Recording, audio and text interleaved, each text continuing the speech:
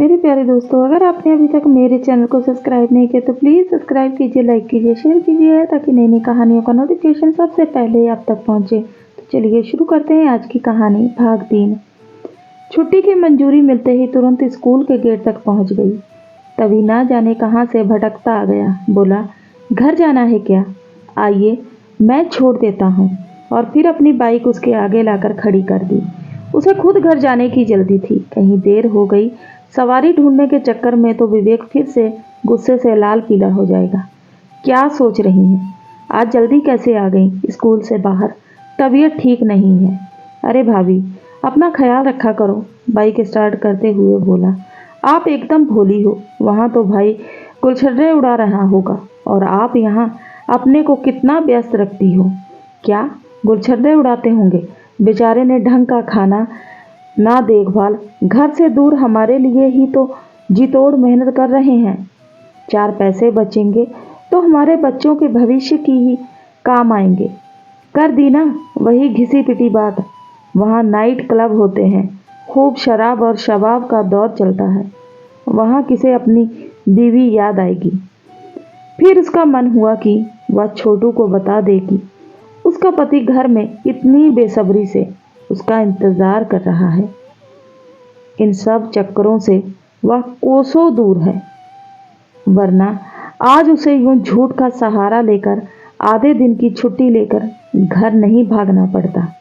पत्नी पति के हर परिवर्तन को झट भाप लेती है, मगर उसने छोटू की बातों को कोई तवज्जो नहीं दी। आओ चाय पीकर जाना, उसने अपने घर के गेट के आगे उतरकर छोटू से औपचारिकता निभाने को पूछा। नहीं, फिर कभी। आज आपकी तबीयत ठीक नहीं है। फिर आऊँगा। मुझे आपसे कंप्यूटर की कुछ कमांड समझनी है। ठीक है, अगले हफ्ते आना। अभी बच्चों के टेस्ट चल रहे हैं। जो हुकुम स्वीट भाभी। अपनी खीसें निपोरता हुआ बाइक को एक झटके से मोड़कर वापस चला गया। रीमा ने चैन की सांस ली कि अगर अंदर आ जाता तो विवेक के प्रोग्राम का क्या होता। सास ससुर बरामदे में ही बैठे मिलने। आज जल्दी आ गई? विवेक आया है इसलिए। अरे हमारे साथ भोजन पानी कर लिया उसने, तुझे इतनी चिंता क्यों हो गई?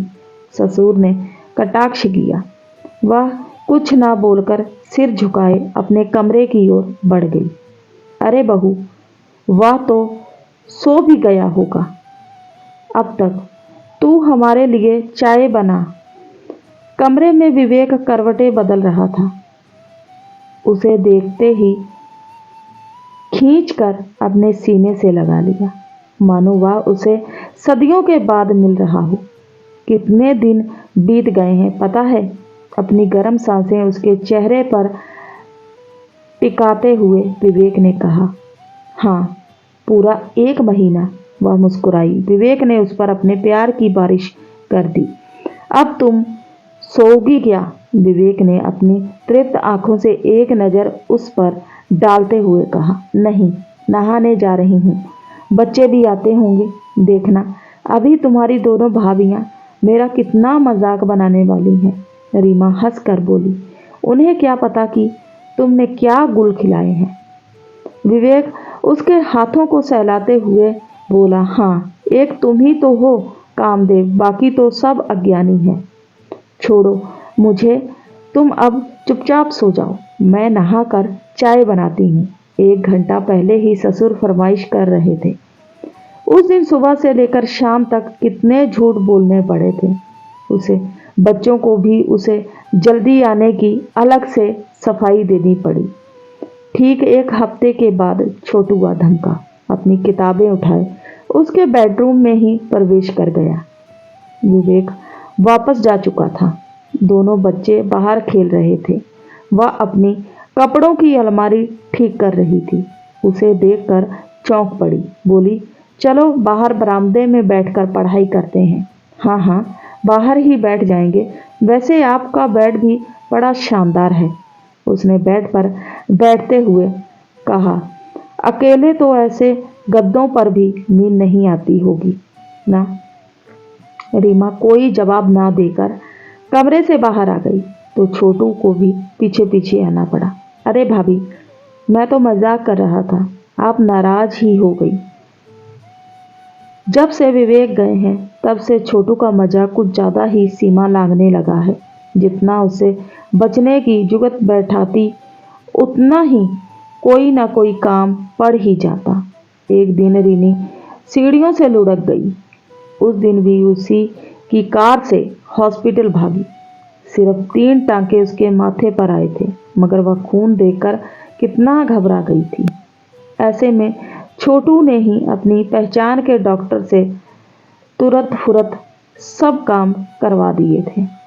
एक दिन आकर बोला, मैं बीमा पॉलिसी का एजेंट बन गया हूँ। एक पॉलिसी तो आपको लेनी ही पड़ेगी। रीमा ने रिनी के नाम से ले ली। जानती थी जब तक ले नहीं लूंगी तब तक पीछा नहीं छोड़ेगा। तब वह बहुत खुश हो गया। यह हुई ना बात, स्वीट भाभी, भैया कब तक आ रहे हैं? उसने पूछा। इस पर रीमा तुनक पड़ी। तुझे क्या काम? याद आ गया उनसे, मुझे आपकी तन्हाई देखकर बहुत दुख होता है। यह भी कोई उम्र है तन्हा रहने की, तो क्या करूं? सबकी अपनी अपनी मजबूरियां होती हैं। अरे, आप चाहो तो ऐश कर सकती हैं। वह कैसे? उसने जानबूझकर छोटू के मन की ठाह लेने को पूछा। अरे भाभी, आपके पास तो डबल लाइसेंस है। मजे लेने के लिए कौन से लाइसेंस? आज वह सब कुछ साफ कर लेने के मूड में थी। एक तो आप मैरिड हो, दूसरा फैमिली प्लानिंग भी कर चुकी हो। अब तो आप आज़ाद हो, आकाश में उड़ते पंछी की तरह। इसका क्या मतलब है? मैं कुछ समझी नहीं।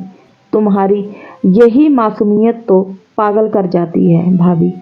अरे, जैसे भाई दिल्ली में दूसरी लड़कियों के साथ मौज करते हैं, वैसे ही आप भी मेरे साथ मजे ले सकती हो। या मेरा अपने पति को धोखा देना नहीं कहलाएगा क्या? उसने अपने क्रोध को दबाते हुए पूछा। नहीं, बिल्कुल नहीं। या तो बस थोड़ा सा टाइम पास होता है, जैसे तुमने एक फिल्म देखी हो। बस फिल्म खत्म, तुम अपने घर, मैं अपने घर। अभी तुम्हारी शादी तो नहीं हुई है ना, इसलिए तुम इस रिश्ते का महत्व नहीं जानते। जब तुम्हारी शादी होगी तब मैं तुमसे कहूँ कि एक फिल्म अपनी बीवी की विवेक को दिखा दो तो तुम्हें कैसा लगेगा? अरे, मैं इतना दकियानूसी नहीं हूँ। मुझे कोई फर्क नहीं पड़ता कि मेरी बीवी क्या करती है। छोटू खिसिया कर बोला। तो ठीक है, जब तुम अपनी बीवी को इतनी आज़ादी दोगे तब मैं तुम्हें मान जाऊंगी, रीमा ने उसे चुनौती देते हुए कहा।